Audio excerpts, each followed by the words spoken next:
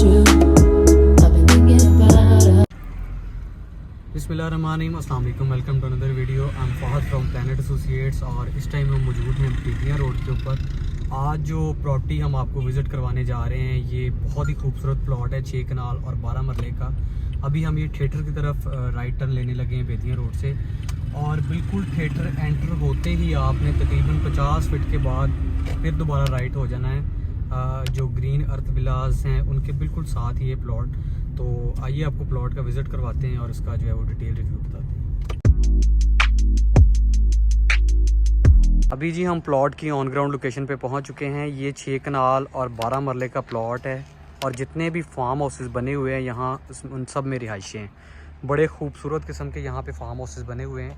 ये प्लॉट मैं आपको अंदर से भी दिखा देता हूँ। बाउंड्री वॉल हुई हुई है, गेट लगा हुआ है, ठीक है, बिजली मौके पे मौजूद है, सॉइल टेस्टिंग वगैरह जो है वो डन है। बहुत खूबसूरत और पीसफुल लोकेशन है इस प्लॉट की, फार्म हाउस के लिए और फार्म हाउस में रिहाइश के लिए आइडियल है। इसके बिल्कुल साथ भी फार्म हाउस बना हुआ है और इस गली में जितने भी प्लॉट्स हैं सब में रिहाइशें हैं। गैस के लिए जो है वो काम हो रहा है, इंशाल्लाह गैस भी बहुत जल्द यहाँ पे अवेलेबल होगी। ये आगे भी फार्म हाउस बना हुआ है बिल्कुल इसके सामने।